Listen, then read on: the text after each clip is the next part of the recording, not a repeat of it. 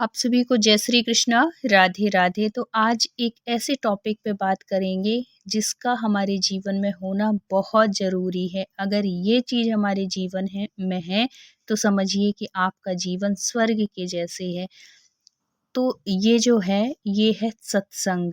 सत्संग हमारे जीवन में बहुत ही इम्पोर्टेंट भूमिका निभाता है हमारे जीवन के व्यवहार में, जीवन जीने के तरीके में। सत्संग एक अमृत के समान है। कहते हैं कि सत्संग का चाहे एक क्षण हो, आधा क्षण हो या आधे से भी आधा क्षण हो, साधु संतों की अगर संगत की जाए तो हमारे करोड़ों अपराध जो हैं, जो पाप हैं, वो नष्ट हो जाते हैं। एक बार की कथा सुनिए और इसको अपने जीवन में उतारिए। तो नारद और भगवान कृष्ण का संवाद है सत्संग के ऊपर। सत्संग की महिमा भगवान कृष्ण ने नारद जी को बताई है कि सत्संग क्या है।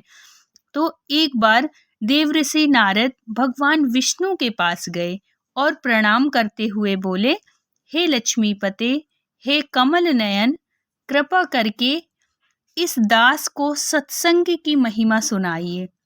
तब भगवान ने मंद मंद मुस्कुराते हुए अपनी मधुर वाणी में कहा, हे नारद, सत्संग की महिमा का वर्णन करने में तो वाणी की गति नहीं है। फिर क्षण भर रुककर श्री भगवान बोले, हाँ, यहाँ से तुम आगे जाओ। वहां इमली के पेड़ पर एक बड़ा विचित्र रंगीन गिरगिट है। वह सत्संग की महिमा जानता है, उसी से पूछ लो।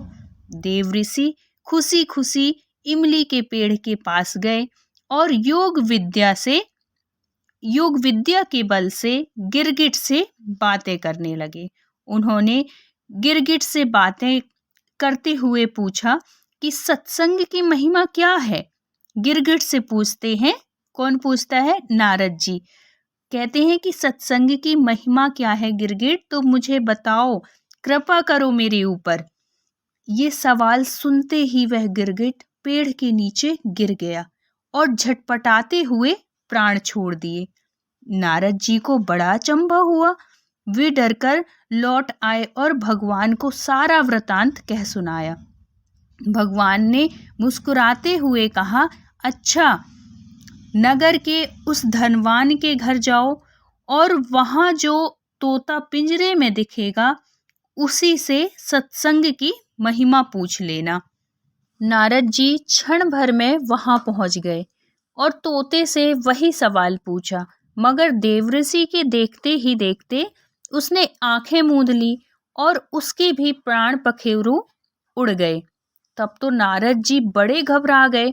अब उनको इतना वो लगने लगा कि आखिर ये सत्संग की महिमा है क्या भाई? मैं जहाँ जा रहा हूँ वही मर जा रहे हैं, गिरगिट भी मर गया, यहाँ तोता भी मर गया, आखिर क्या कारण है? वे तुरंत भगवान के पास लौट आए और कहने लगे, यह क्या लीला है भगवान? क्या सत्संग का नाम सुनकर मरना ही सत्संग की महिमा है? श्री भगवान हंसकर बोले, वत्स, इसका मर्म भी तुमको समझ में आ जाएगा।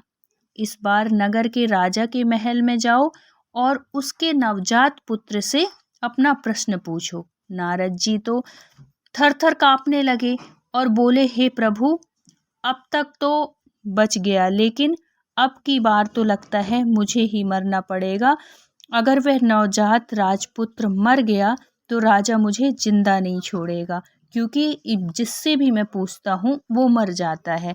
भगवान ने नारद जी को अभय दान दिया। नारद जी दिल मुट्ठी में रखकर राजमहल में आए।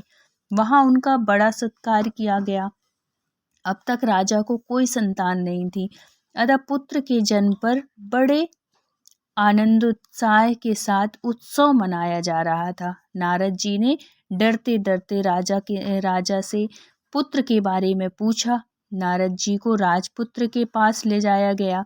पसीने से तर होने लगे नारद जी, क्योंकि उनको डर लग रहा था कि कहीं मैं पूछूं और इनका जो पुत्र है वो मर ना जाए। पसीने से तर होते हुए मन ही मन श्री हरि का नाम लेते हुए नारद जी ने राजपुत्र से सत्संग की महिमा के बारे में प्रश्न किया। तो वह नवजात शिशु हंस पड़ा और बोला, महाराज, चंदन को अपनी सुगंध और अमृत को अपने माधुर्य का पता नहीं होता। ऐसे ही आप अपनी महिमा नहीं जानते, इसलिए मुझसे पूछ रहे हैं। वास्तव में आप ही के क्षण मात्र के सत्संग से आपको पता है मैं कौन हूँ। जब ऐसे सुनते हैं नारद जी तो उनका आश्चर्य में और वो हो जाते हैं। बोले, कौन हो? बोले कि आप ही के क्षण मात्र के संग से मैं गिरगिट की योनि से मुक्त हो गया और आप ही के दर्शन मात्र से तोता की क्षुद्र योनि से मुक्त होकर इस मनुष्य जन्म को पा सका। इतनी महिमा है सत्संग की।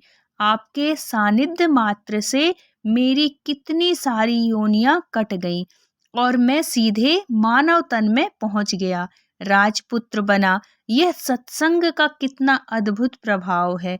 हे ऋषिवर, अब मुझे आशीर्वाद दें कि मैं मनुष्य जन्म के परम लक्ष्य को पालूं। नारद जी ने खुशी खुशी आशीर्वाद दिया और भगवान श्री हरि के पास जाकर सब कुछ बता दिया। श्री हरि बोले, सचमुच सत्संग की बड़ी महिमा है। संत का सही गौरव या तो संत जानते हैं या उनके सच्चे प्रेमी भक्त। इसलिए जब भी समय मिले सत्संग जरूर कीजिए। तो बोलिए राधे राधे। वीडियो अच्छी लगी हो तो please like, share and subscribe करिएगा। मिलते हैं किसी नेक्स्ट ज्ञानवर्धक वीडियो के साथ।